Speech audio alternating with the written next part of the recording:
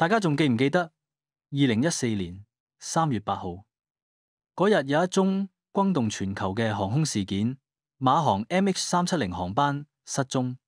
呢架由吉隆坡飛往北京嘅波音777客機載住239人，其中154個係中國人，本應喺當日清晨抵達北京，但從起飛後1小時開始就突然同地面失去聯繫，從此音訊全無。10年過去，呢件事始終係好多人心中嘅痛，亦都係航空史上最大嘅懸案之一。今日想同大家傾嘅唔係純粹講悲傷，而係基於已知嘅真實事實，拆解兩個可能性。第一，呢架飛機大概已經失事；第二，現有線索無法解釋嘅疑點，令進入時光隧道嘅猜想唔係完全冇討論空間。首先，我哋要整理返 MH370 失蹤嘅關鍵事實，呢啲全部係官方公開嘅數據，絕冇半句虛構。呢架飛機喺2014年3月8號0點41分從馬來西亞吉隆坡國際機場起飛，目的地係北京首都機場。機組人員有12人，乘客227人。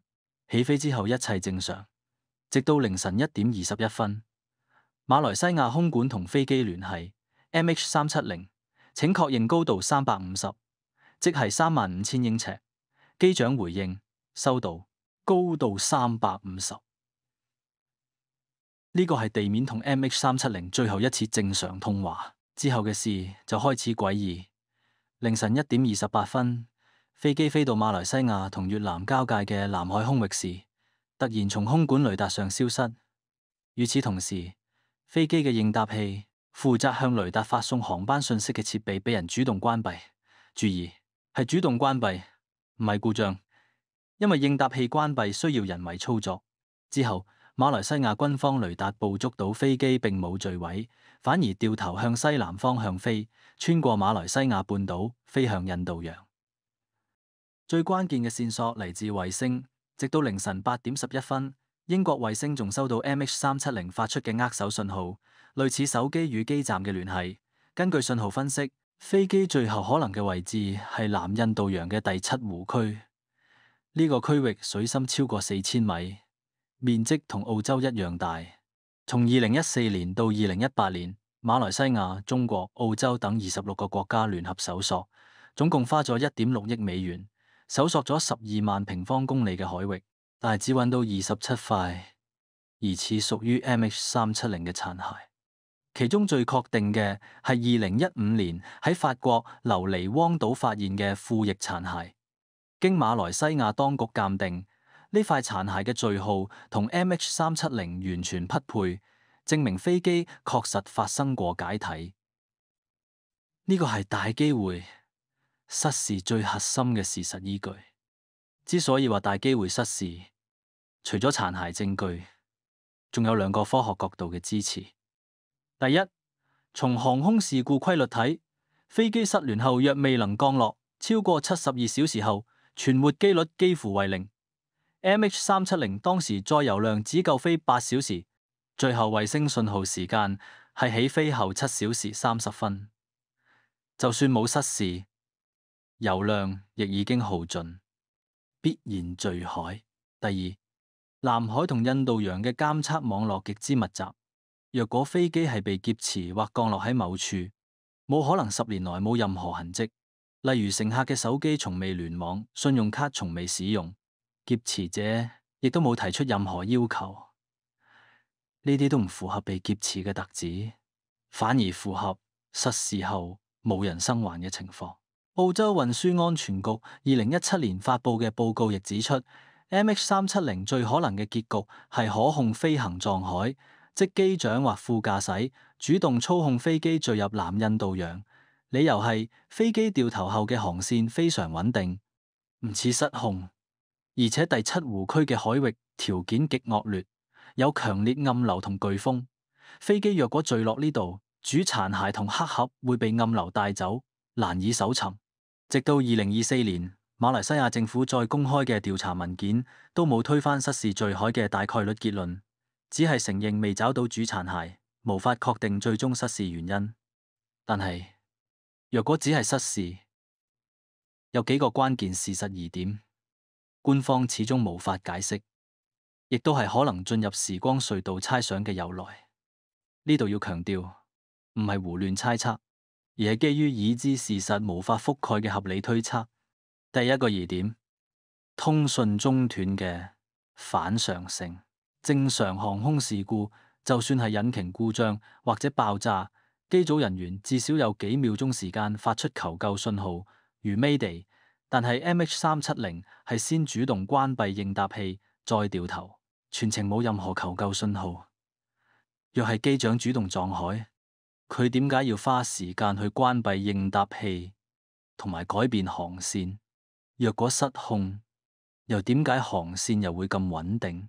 更奇怪嘅係，當時有另一架航班馬航 MH188 嘅機長向地面報告，話喺 MH370 失聯空域附近見到一架飛機低空飛行，機身冇燈光。呢架飛機會唔會就係 MH370？如果係，佢低空飛行嘅目的係咩？點解機身冇燈？呢啲都唔係失事可以解釋嘅。第二個疑點，衛星信號嘅空白區。衛星捕捉到嘅 MH370 握手信號，從凌晨1:28到8:11，中間有2個小時嘅信號空白，即係凌晨3點到5點，衛星冇收到任何來自 MH370 嘅信號。航空專家分析，若飛機正常飛行，就算係遠離衛星信號覆蓋區，都會有間歇性信號。但若果係進入某種時光隧道相關嘅時空扭曲區域，信號就會出現完全中斷。呢個唔係科幻。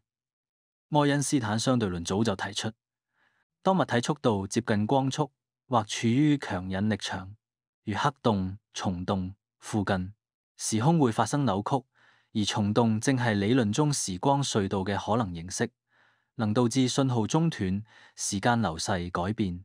雖然 MH370 嘅速度遠唔到光速，但南印度洋嘅第7湖區係地球磁場異常活躍嘅區域之一。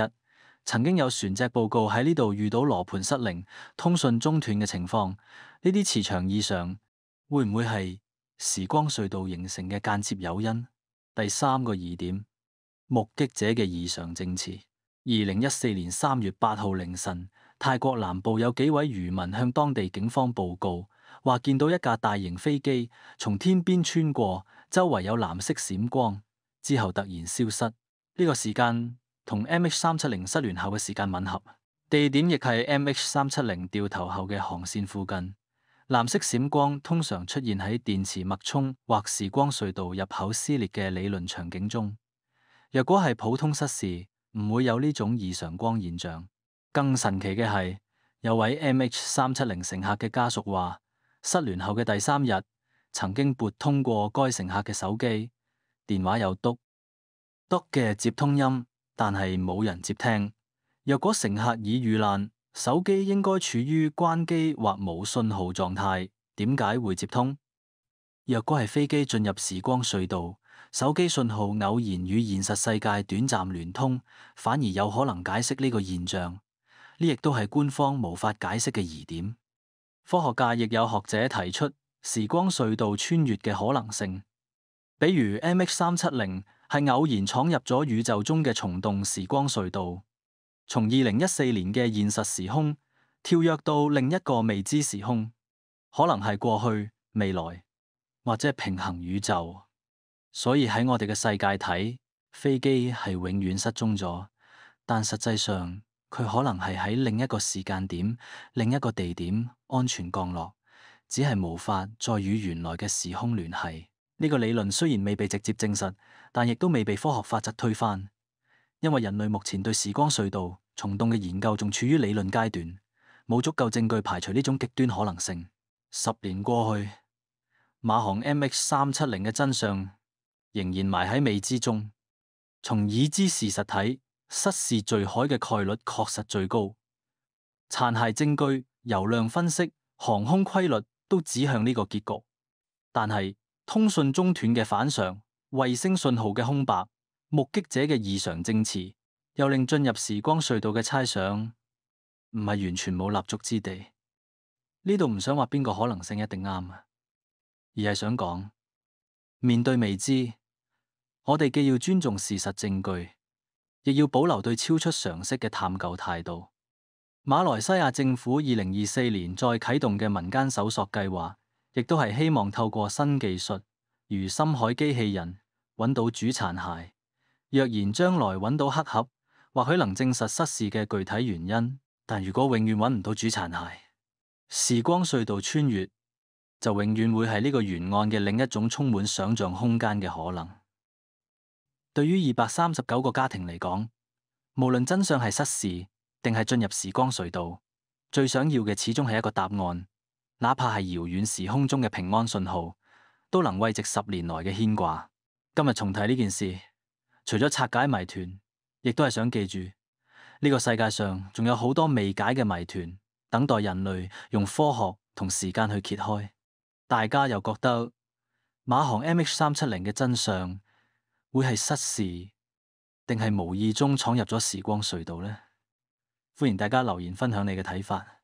今日就傾到呢度，下次再同大家拆解更多全球嘅未解之謎。